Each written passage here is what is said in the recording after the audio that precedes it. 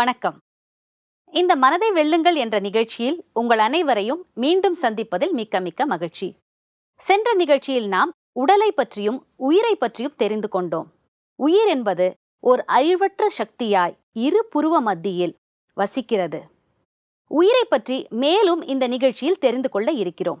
உயிர் எப்படி வெளிப்படுகிறது? இதை பற்றிய கேள்வி நம் அனைவருக்கும் இருக்கிறது. இதை பற்றிய ஒரு விளக்கம் தர வந்துள்ளார் நமது ராஜயோகி பிரம்மகுமார் பாண்டியமணி அவர்கள். இவர்கள் கடந்த 40 ஆண்டு காலமாக ராஜயோகா பயின்றும் பயிற்றுவித்தும் வருகிறார். இவர் பிரம்மகுமாரி இயக்கத்தின் வேல்யூ எஜுகேஷன் துறையின் இயக்குனராய் இருக்கிறார். வணக்கம் பிரதர். வணக்கம். ஓம் சாந்தி. ஓம் சாந்தி. பிரதர், நம்ம சென்ற நிகழ்ச்சியில உயிரை பற்றியும் உடலை பற்றியும் நிறைய விஷயங்க பார்த்தோம். தட் இஸ், நீங்க என்ன சொன்னீங்க? உடல்ங்கிறது ஒரு ஆடை, உயிருங்கிறது அதை அணியக்கூடிய ஒரு நபர்னு சொன்னீங்க. இந்த நிகழ்ச்சியில அந்த உயிர் எப்படி வெளிப்படுது, அதை பற்றிய ஒரு விளக்கம் தர முடியுமா? நிச்சயமாக. ஏன்னா மனதை வெல்லுங்கள் நிகழ்ச்சியில் நாம் உயிரை பற்றி ஆராய்ச்சி செய்ய வேண்டியது மிக மிக அத்தியாவசியமாகும். ஏனென்றால் மனம் என்பது இந்த உடல் சார்ந்த ஒன்று அல்ல, இது உயிர் சார்ந்த ஒன்று. ஆக இந்த மனம் என்றால் என்ன என்பதற்கான கேள்விக்கு பதில் இப்பொழுது நம்மிடம் வெளிப்படுகின்றது. உயிர் என்பது நாம் ஆன்மீகத்தில் அதை ஆத்மா என்று கூறுகின்றோம். அது 3 விதமாக வெளிப்படுகின்றது. ஒன்று மனமாக, இரண்டாவது புத்தியாக, மூன்றாவது சம்ஸ்காரமாக. சொல்வதற்கெனமோ மூன்றும் தனித்தனியாக இருந்தாலும், ஒவ்வொன்றினுடைய செயல்பாடுகளும் தனித்தனியாக இருந்தாலும், மூன்றும் ஒரே சக்தியை சேர்ந்தது. இவைகளை நாம் சக்திகள் என்று கூட அழைக்கலாம். ஆத்மாவின் 3 சக்திகள் என்று கூட கூறலாம். இதில் ஒரு அதிசயமான விஷயம் என்றால், இந்த உலகத்தில் எது ஒன்று நடைபெற்றாலும் அது சுழற்சியாகவே நடைபெறுகிறது. உதாரணமாக, ஒரு குழந்தையாக பிறக்கின்றோம், இளமை பருவத்தை அடைகின்றோம், வயது ஆகின்றோம், பிறகு நாம் சரீரத்தை விட்டு விடுகின்றோம், மறுபடியும் குழந்தையாக பிறக்கின்றோம். அதே மாதிரி தட்ப வெட்ப நிலைமை கூட ஒரு சுழற்சியாகவே இருக்கின்றது. வசந்த காலம் வருகின்றது, இலையுதிர் காலம் வருகின்றது, கோடை காலம் வருகின்றது, மறுபடியும் இந்த காலங்கள் மாறியே வருகின்றன. நமது சூரியனுடைய சுழற்சியில் கூட நமது தினம் மற்றும் இரவு, இந்த இரண்டும் கூட சுழற்சியாகவே வருகின்றன. இதே போன்றுதான் நமது உயிரிலும் கூட மனம், புத்தி, சம்ஸ்காரம் என்ற 3 சக்திகளும் ஒரு சுழற்சியாகவே இருக்கிறது. மனதில் எண்ணங்கள் எழுகின்றன. அந்த எண்ணங்களை புத்தியானது கண்டுபிடிக்கின்றது, தீர்மானிக்கின்றது. அதை ஏற்றாற்போல் நாம் செயல்களை செய்கின்றோம். அந்த செயல்களினுடைய பதிவு சம்ஸ்காரமாக ஆகின்றது. எது நமது ஆத்மாவில் சம்ஸ்காரமாக இருக்கின்றதோ அது எண்ணங்களையும் உணர்வுகளையும் தோற்றுவிக்கின்றன. ஆகவே இது கூட ஒரு சைக்கிளிக் சுழற்சி என்றுதான் நாம் புரிந்து கொள்ள வேண்டும். மனம் என்பது ஒரு உணர்வு பூர்வமான ஒன்று, புத்தி என்பதோ அறிவு சார்ந்த ஒன்று, சம்ஸ்காரம் என்பதோ ஆழ் மனது ஒரு வெளிப்படாத உள்ளே அடக்கி வைத்து கொள்ளக்கூடிய ஒரு சக்தி என்றும் நாம் அதை கூற முடியும். மனது பலவிதமாக வெளிப்படுகின்றது. இதை ஆங்கிலத்தில் டீம் என்று கூறுவார்கள். TEAM.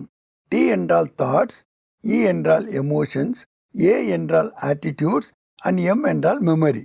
இப்படியாகத்தான் மனது செயலாற்றுகின்றது. எண்ணங்கள் வெறும் எண்ணங்களாக மட்டும் வெளிப்படுவதில்லை, அதில் பல வகைகள் இருக்கின்றன. எண்ணங்களுடைய வகைகள் யாவை, அவை எப்படி வெளிப்படுகின்றன, அவை எப்படிப்பட்ட தாக்கத்தை ஏற்படுத்துகின்றன, எத்தகைய ஒரு செயலை செய்வதற்கு உறுதுணையாக இருக்கின்றன என்பதையெல்லாம் நாம் அடுத்த பகுதியில் பார்ப்போம். இன்று நாம் பார்க்க இருப்பது ஆத்மாவின் வெளிப்பாடுகள் யாவை, அவை எப்படியாக வெளிப்படுகின்றன என்பதை தான் பார்க்க போகின்றோம். மனது பலவிதமாக செயலாற்றுகின்றது. முதலை கற்பனை செய்வதே மனதுதான். உணர்ச்சிகளை அடக்கி உள்ளடக்கி இருப்பதும் மனதுதான். எண்ணங்களை எழுப்புவதும் மனதுதான். அதே போன்று சிந்திக்கும் திறன் என்று நாம் கூறுகின்றோமே, அந்த சிந்தனா சக்தியை கூட உடையது மனதுதான். ஆக மனதின் மூலமாகத்தான் முதலில் எண்ணங்கள் எழுகின்றன. அந்த எண்ணங்களுக்கு ஏற்ப நாம் செயலை செய்கின்றோம். நாம் செய்கின்ற செயலை செய்வதற்கு முன்னதாக புத்தி, அதாவது தீர்மானிக்கின்ற இந்த சக்தியானது இடையே பயன்படுகின்றது. ஒரே நேரத்தில் இந்த 3 சக்திகளும் கூட செயலாற்றுகின்றன. ஆனால் அந்த செயலுக்கேற்ப நாம் அவற்றை தரம் பிரித்து 3ஆக கூறுகின்றோம், மனம், புத்தி, சம்ஸ்காரம் என்று. ஆனால் இந்த 3மே ஆத்மாவினுடைய சக்தியாகும்.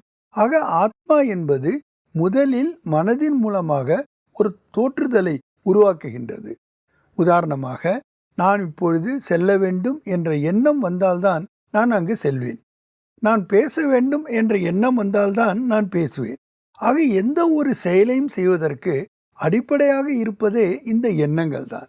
ஆக எண்ணங்களுடைய ஆதாரத்தில் தான் நமது வாழ்க்கையே அமைகின்றது. ஆகவேதான் பெரியவர்கள் எண்ணம் போல் வாழ்வு என்று கூறுகின்றார்கள். ரொம்ப அழகா சொன்னீங்க பிரதர். இப்ப சம்டைம்ஸ் மனதை இதயத்தோடும் புத்தியை மூளையோடும் ஒரு உவமைக்கு காமிக்கிறாங்க. அது ஏன் அப்படி செய்கிறார்கள்? நீங்க சொன்னது ரொம்ப கரெக்டு. ஏன்னா இதயம் என்பது உணர்வு சார்ந்தது, மனம் என்பதும் உணர்வு சார்ந்தது. ஆகவே இது ரெண்டையும் இணைத்து விட்டார்கள். புத்தி என்பது திறனாக செயலாக்கக்கூடிய, தீர்மானம் பண்ணக்கூடிய, கண்டுபிடிக்கக்கூடிய, அதாவது பகுத்தறியக்கூடிய சக்தியை உடையது. இது அறிவு சார்ந்தது. அதனால இதை மூளையுடன் ஒப்புமைப்படுத்தி ரெண்டையும் ஒன்றாகவே கருதி விட்டார்கள். ஒரு இருதயம்னா எப்படி அது வேலை செய்யுதுன்னு நமக்கு தெரியும். ஒரு வயிறுனா அது எப்படி வேலை செய்யுதுன்னு தெரியும். ஸோ உள்ளுக்குள்ள நீங்க சொன்ன அந்த மூன்றுமே, மனம், புத்தி, அந்த சம்ஸ்காரமோ சுபாவமோ எப்படி இயங்குது, இதை பற்றிய ஒரு விளக்கம் தர முடியுமா? இதுதான் நமக்கு கொஞ்சம் கஷ்டமான காரியமாகும். இதுக்காக நமக்கு உள்நோக்கு முகமாக போக வேண்டியது ரொம்ப அவசியமாக இருக்கின்றது. அதுவும் இந்த ஆத்மா அல்லது உயிரை பற்றி நம்ம சொல்லும்போது இது நம்மளுடைய உணர்வு ஒரு பொருளாக இருக்கின்றது. அது மிகவும் சூக்ஷமமாகவும் இருக்கின்றது. ஆகவே நாம் எதுவரை சூக்ஷமமாக ஆகவில்லையோ, அதாவது ஆங்கிலத்தில் சப்டில் என்று கூறுவார்கள், அதுவரை இதனுடைய ஓட்டத்தையும் நம்மால் கணிக்க முடியாது. ஆகவேதான் இதை பற்றிய சிந்தனையே இல்லாமல் அவரவர்கள் தங்களுடைய காரியங்களை தினசரி செய்து கொண்டே இருக்கின்றார்கள். ஆனால் இதை செய்விப்பது இந்த சூக்ஷமமான உயிராக இருந்தாலும் கூட இந்த உயிரினுடைய வெளிப்பாடை தனித்தனியாக பிரித்து உணர்வது என்பது மிகவும் கடினமாக ஒன்றும். இதற்கான பயிற்சி நமக்கு, அதை செய்வதற்கான முயற்சியும் அவசியமாக தேவைப்படுகின்றது. உதாரணமாக, மனதிலே ஒரு எண்ணம் வருகின்றது. அந்த எண்ணத்தை நாம் செயலாக்குவதற்கு முன்னால் அது புத்தி வேலை செய்கின்றது. அந்த புத்தியானது 2 சக்திகளை கொண்டது. ஒன்று பகுத்தறியும் சக்தி, அதாவது கண்டுகொள்ளும் சக்தி. 2வது நிர்ணயிக்கக்கூடிய சக்தி. இந்த செயலை செய்யலாமா கூடாதா, இப்பொழுது செய்ய வேண்டுமா பிறகு செய்ய வேண்டுமா, இப்பொழுது செய்ய வேண்டிய விதம் என்ன, அப்புறம் செய்தால் அதை எப்படி செய்ய வேண்டும், எப்படியெல்லாம் ஆராய்ந்து நோக்குவது தான் புத்தியினுடைய வேலை. ஆராயும் தன்மை மனதினுடைய வேலையாக இருந்தாலும் கூட நிர்ணயிக்கின்ற ஒரு தன்மையை உடையதாக புத்தி இருப்பதனால்தான் நாம் ஏதாவது தவறு செய்யும்போது உனக்கு புத்தி இருக்கின்றதா, ஏன் இப்படி நீ செய்தாய் என்றெல்லாம் நாம் நடைமுறை வாழ்க்கையில் கேட்கின்றோம். ஆக புத்தி இருக்கின்றது என்பதையும் உணர்கின்றோம், தெரிந்து இருக்கின்றோம். ஆனால் இவை எப்படி செயலாற்றுகின்றன என்பதை தான் நாம் பிரித்து உணர முடியாமல் இருக்கின்றோம். இதில் முக்கியமான ஒரு விஷயம் என்னவென்றால், இந்த 3வது சம்ஸ்காரம் என்று கூறுவது, இதைத்தான் சாட்சி என்று கூட கூறுகின்றார்கள். இது வெளிப்படாத மனமாக இருக்கின்றது. இதை நம்ம ஆழ் மனது என்று கூட நாம் கூறலாம். ஏனென்றால் இந்த ஆழ் மனதில் இருந்துதான் எண்ணங்களை தோற்றுவிக்கான விதைகள் விதைக்கப்பட்டு இருக்கின்றன.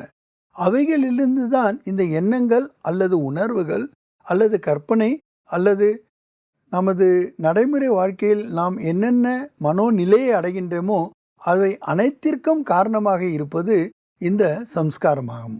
அதனால்தான் சம்ஸ்காரத்தை பொறுத்துதான் இவன் நல்லவன் அல்லது கெட்டவன் என்று நாம் கூறுகின்றோம். ஒரு உதாரணமாக, ஒருவன் கொலைகாரனாக இருக்கின்றான், திருடனாக இருக்கின்றான் என்றால் அது அவனுடைய சம்ஸ்காரமாக இருக்கின்றது. ஆகவே அதை விட்டு அவனால் வெளிவர முடிவதில்லை. நம்மில் கூட பலருக்கு நம்முடைய பழக்க வழக்கங்களை மாற்றிக்கொள்வது மிக கடுமையாக தெரிகின்றது. பிறருக்கு நாம் உபதேசம் செய்கின்றோம், அது ஈஸியாக இருக்கின்றது. ஆனால் நம்முள் மாற்றத்தை கொண்டு வருவது நமக்கு கடினமாக இருப்பது காரணம், நாம் பழக்கத்திற்கு அடிமையாக இருக்கின்றோம். இந்த பழக்க வழக்கங்கள் தான் நமக்கு ஒரு சவாலாக அமைந்து விடுகின்றன. உதாரணமாக, சில நேரத்தில் நாம் சிந்திக்கின்றோம், நாம் செய்கின்ற காரியம் சரியாக இல்லை, இவற்றை மாற்றிக்கொள்ள வேண்டும் என்று நாம் விரும்பவும் செய்கின்றோம், அதற்கான முயற்சியும் செய்கின்றோம். ஆனால் நம்மால் அந்த மாற்றத்தை கொண்டு வர முடிவதில்லை, அல்லது கொண்டு வருகின்ற மாற்றமானது நிரந்தரமாக இருப்பதில்லை. அதற்கு முக்கியமான காரணம் நமது பழக்க வழக்கத்தினுடைய பதிவான பழைய சம்ஸ்காரமாகும். ஆகவேதான் இப்படி கூறப்படுகின்றது, நீங்கள் யார் என்பதை உங்களை விட உங்கள் உடனிருப்பவர்களை பற்றி தெரிந்து கொள்ள முடியும் என்று கூறப்பட்டு இருக்கின்றது. ஏனென்றால் நாம் அனைவருமே கூட பழக்க வழக்கத்துக்கு அடிமையானவர்களாக இருக்கின்றோம். ரொம்ப அழகாக சொன்னீங்க பிரதர். எனக்கு ஒரு விஷயம் புலன்படவில்லை. எப்படின்னா, கடவுள்கிட்ட போய் என்ன கேட்குறாங்கன்னா, நல்ல புத்தியை கொடு, நல்ல புத்தியை கொடுன்னு கேட்குறாங்க. அப்போ சில பேரை பார்த்து என்ன சொல்றாங்க, புத்தி கெட்டு போச்சுன்னு சொல்றாங்க. ஸோ அந்த மாதிரி புத்தி கெடுவதற்கு வாய்ப்பு இருக்கிறதா? நிச்சயமாக இருக்கின்றது.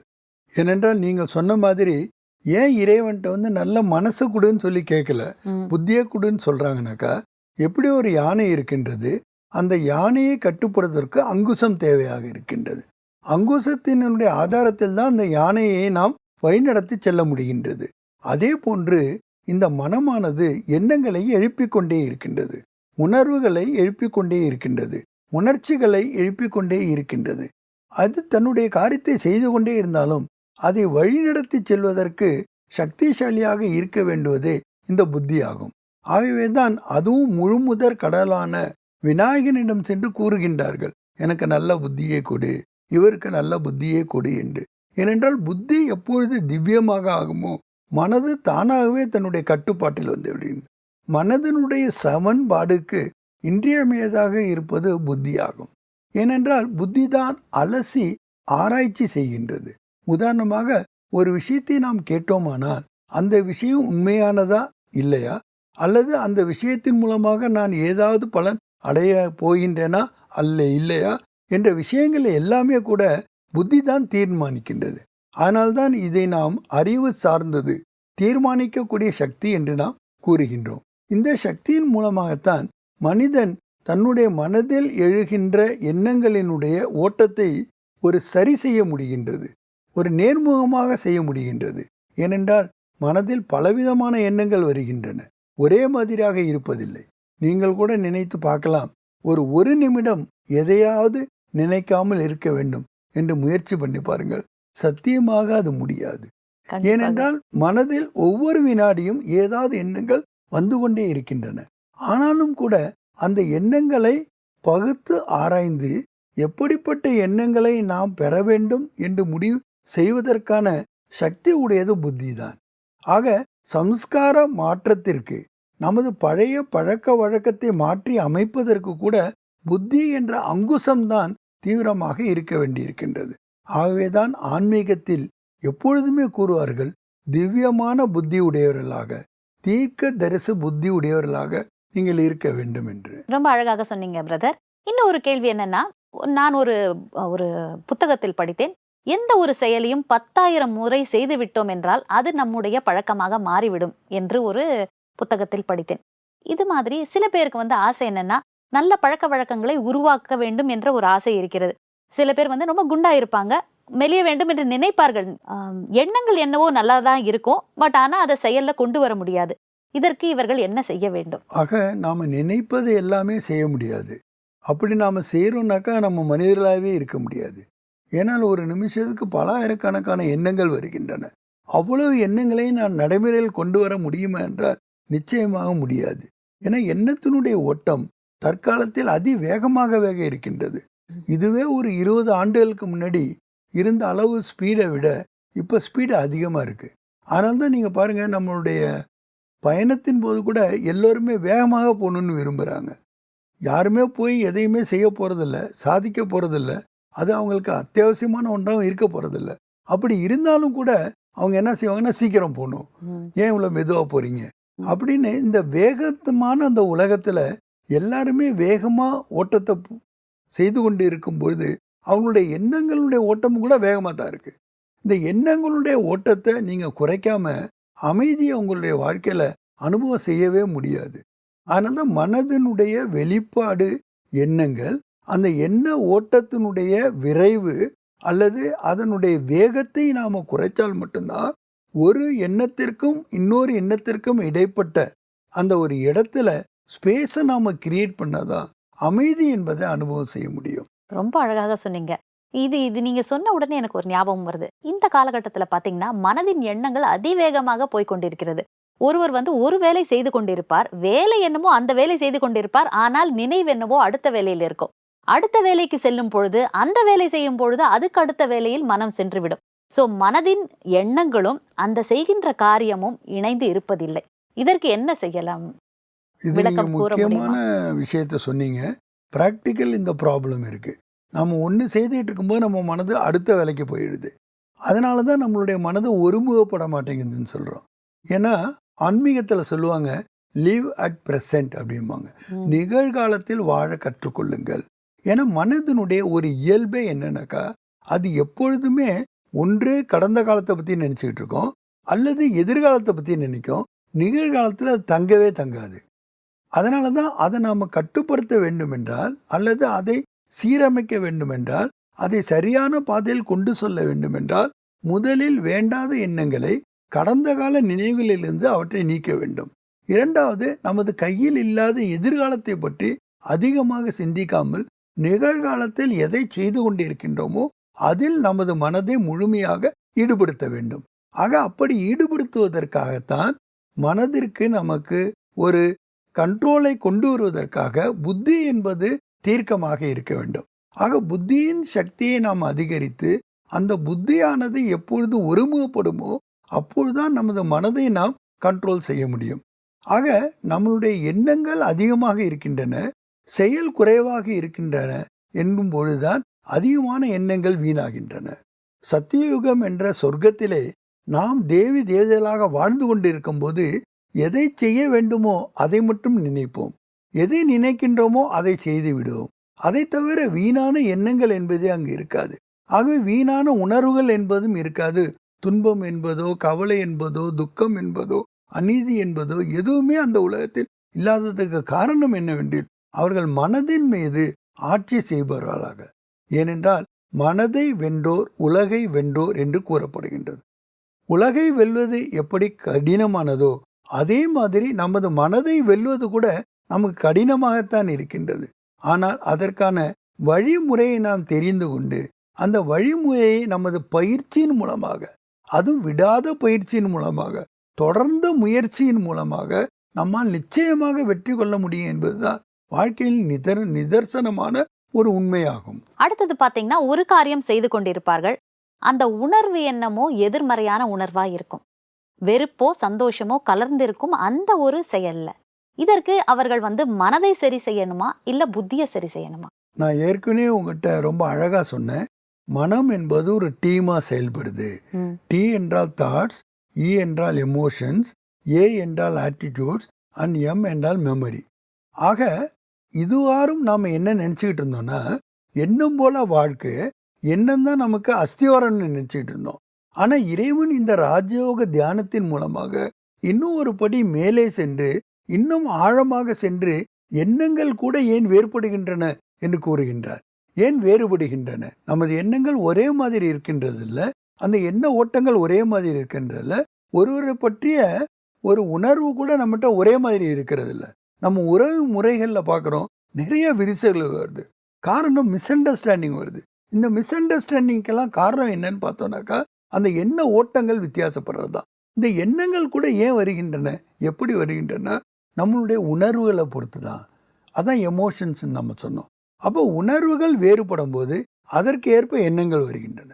என்னுடைய உணர்வு பாசிட்டிவாக இருந்ததுன்னா எண்ணங்கள் பாசிட்டிவாக இருக்கும். என்னுடைய உணர்வுகள் நெகட்டிவாக இருந்ததுன்னா என்னுடைய எண்ணங்களும் நெகட்டிவாக இருக்கும். எண்ணங்கள் நெகட்டிவாக இருந்ததுன்னா ஆக்ஷன் நெகட்டிவாக இருக்கும். ஆக்ஷன் நெகட்டிவாக இருந்தால் அதனுடைய ரியாக்ஷனும் நெகட்டிவாக இருக்கும். அதனால தான் நாம் விரும்பாததை பெறுகின்றோம். நாம் எதை அடையணும்னு நினைக்கிறோமோ அதை அடையாமல், எப்படி இருக்கணும்னு நினைக்கிறோமோ அப்படி இருக்க முடியாமல் நம்ம மனநிலை தடுமாறுகின்றது. ஆக இந்த எமோஷன் தான் தாட்ஸுக்கு ரொம்ப ஆதாரமாக இருக்கின்றது. ஆனால் நம்ம இந்த எமோஷன் கூட ஏன் வேறுபடுகின்றது? ஒரே மாதிரி இருப்பதில்லையே. காலையில் இருக்கிற மாதிரி மத்தியானம் இல்லை, மத்தியானம் இருக்கிற மாதிரி சாயந்தரம் இல்லை, சாயந்தரம் இருக்கிற மாதிரி இரவு இல்லை, இரவு இருக்கிற மாதிரி மறுநாள் காலையில் இருக்கிறது இல்லை. இந்த எமோஷன்ஸ் நமக்குள்ள ஏன் வேறுபடுகிறது என்றால் அதற்கு மூல காரணம் என்னவென்றால் ஆட்டிடியூட், நம்மளுடைய மனப்பாங்கு. இந்த மனப்பாங்கை பொறுத்து தான் எமோஷன்ஸ் வருகின்றது. இப்போ இன்னொரு கேள்வி நமக்கு வரும், இந்த மனப்பாங்கு கூட ஏன் மாறிக்கொண்டே இருக்கின்றது? அதுவும் ஒரே மாதிரி இருக்குல்லையே. ஒருத்தவங்களை பற்றி கண்ணோட்டத்தை நாம் மாற்றிக்கிட்டே இருக்கிறோமே. பல வருஷங்கள் கழித்து சொல்கிறோம், நான் நினைக்கவே இல்லை இவங்க இப்படி இருப்பாங்கன்னு சொல்லிட்டு.